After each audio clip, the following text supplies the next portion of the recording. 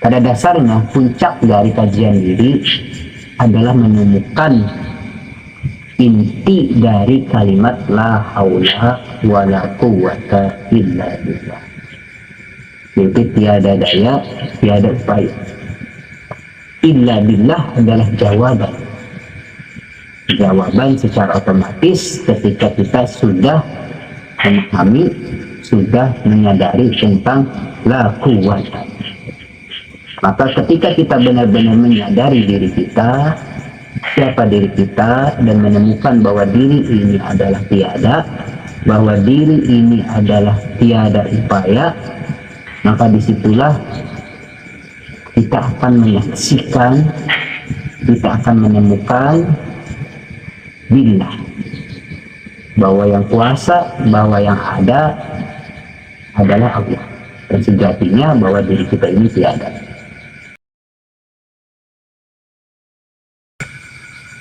Assalamualaikum warahmatullahi wabarakatuh. Alhamdulillahirabbil alamin. Allahumma shalli ala sayyidina Muhammadin wa ala alihi wa sahbihi ajma'in. A'udzu billahi minasyaitonir rajim. Bismillahirrahmanirrahim. Asyhadu an la ilaha illallah wa asyhadu anna Muhammadar Rasulullah.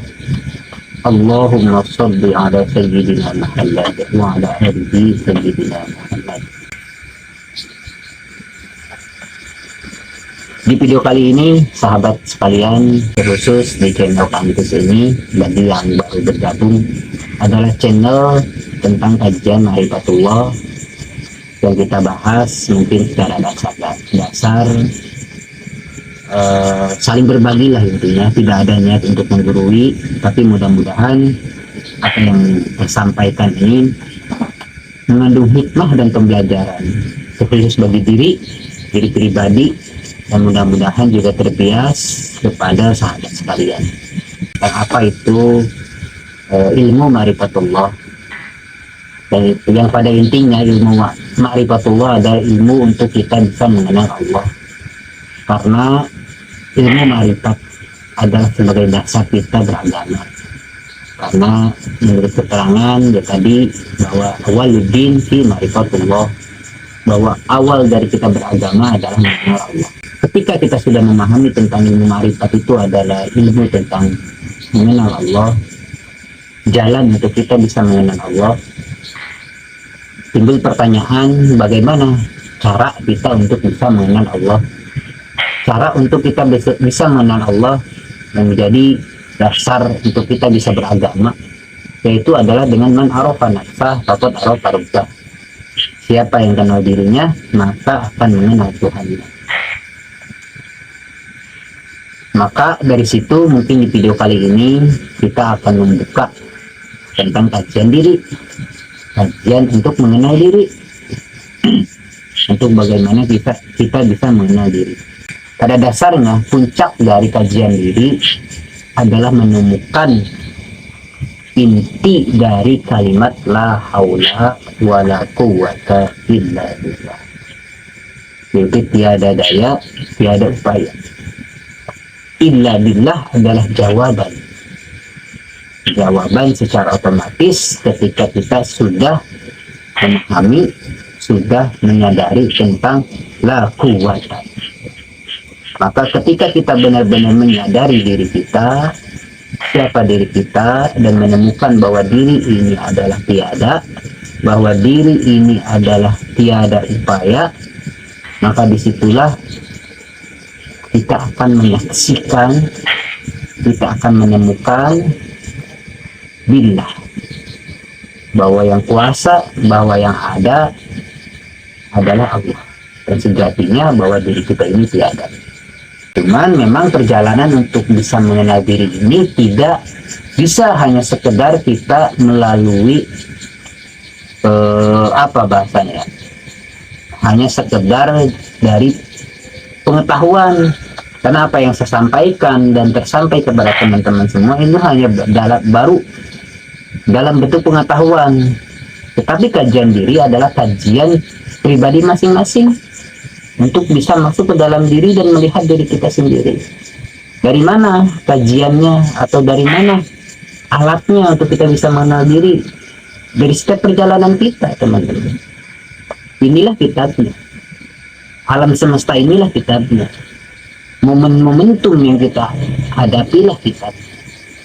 Bahwa nyata dari setiap kejadian, nyata dari setiap peristiwa, nyatakanlah sampai kita benar-benar melihat secara sejati, melihat secara hakiki dari setiap kejadian itu, bahwa kita ini tiada daya, bahwa kita ini tiada upaya. Maka disitulah ketika kita sempurna melihat diri kita yang tiada daya dan tiada upaya, maka kita secara otomatis akan melihat Allah yang maha upaya, Allah yang maha daya. Itu teman-teman. Nah memang kembali ya tadi teman-teman, ini hanya pengantar, tapi perjalanan untuk mengenal diri tergantung di teman-teman sendiri, di kita. Karena itu pada proses perjalanan secara pribadi. Perjalanan spiritual itu ada perjalanan pribadi. Bagaimana kita masuk ke dalam diri kita dan melihat siapa kita yang sebenarnya. Yang mungkin itu secara gambaran dasarnya bagaimana kita mengenal diri kita. Intinya kita harus pahami betul di setiap kejadian, di setiap momentum, baik siang ataupun malam, dikala susah maupun senang, dikala kita dihormati ataupun dicaci, dikala kita disanjung atau dihina, dikala sendiri ataupun bersama-sama, lihatlah, nyatalah bahwa diri kita ini memang tiada daya dan tiada upaya. Bila kecuali Allah. Kaji betul, nyatakan, lihat diri kita. Terkadang memang setiap contoh lah kita dihadirkan pada momentum kesulitan atau kehilangan atau ketiadaan dari orang-orang yang kita cintai atau dari suatu benda yang kita anggap berharga atau dari sesuatu lingkungan, kita kehilangan suatu lingkungan yang menghargai kita. Sejatinya itu bisa menjadi suatu kitab, itu bisa menjadi suatu kajian untuk kita bisa melihat nyatanya diri kita itu memang tiada daya dan tiada upaya. Semoga kita bisa melihat itu dari setiap kejadian, termasuk pun ketika kita melihat kesuksesan kita, bahwa nyatalah sejatinya ketika kita melihat ke dalam diri kita tuh sebenarnya tidak mampu untuk mencapai itu kalau kita bertanya atau kalau kita mau menjawab itu dengan jujur. Sejatinya semuanya ada peran serta yang maha kuasa. Kadang kita juga tercengang kan dengan sesuatu yang terjadi, kok bisa saya dapat ini, kok bisa. Itu pun kalau dengan secara jeli kita melihat, itu adalah suatu kitab juga yang dihadirkan untuk kita bisa melihat Allah. Begitupun dalam kondisi sulit, untuk bisa melihat ketiada daya dan upayaan kita. Sekalipun kita mau, sekalipun kita percaya, confident terhadap diri kita sendiri bahwa kita itu mampu, bahwa kita ini bisa, nyatanya ada satu titik momen bahwa kita ini tidak mampu, teman-teman. Dan di titik itulah kita harus bisa menyadari bahwa kita ini lemah, bahwa kita ini dohid, bahwa kita ini tiada daya dan tiada upaya. Tapi lebih dalam lagi, kita harus bisa meleburkan diri kita itu. Kalau kita ditanya bagaimana kita melihat diri kita, ya sejatinya itu ada dua yang perlu kita pandang, bahwa diri manusia secara lahiriah dan diri manusia secara batiniah. Secara lahiriah memang kita wujud sebagai nas, insan, manusia, sebagai manusia, sebetulnya yang kita lihat seperti ini. Dan di dalam diri kita pun ada yang disebut batiniah, yang tersembunyi. Kalau kita kaji lebih dalam lagi, lahir dan batin itu pun adalah salah satu sifat Allah, sifat Allah yang tercermin dalam wujud kita sebagai nas dan batiniah kita sebagai ruh tadi ataupun secara hati. pentingnya tadi. Nah, mudah-mudahan apa yang saya sampaikan mungkin bisa pahami ya. Mungkin kalau terlalu berat, mungkin kalaupun belum bisa dipahami, belum bisa dicerna secara langsung, bisa ditanyakan atau disimpan terlebih dahulu saja teman-teman. Mungkin untuk intinya tadi teman-teman, dasarnya ketika kita bisa mengenal diri adalah bagaimana kita bisa, untuk kita intinya untuk kita bisa mengenal diri adalah kita menemukan, menyadari sesadar-sadarnya ketiada daya dan ketiada upayaan kita di hadapan Allah.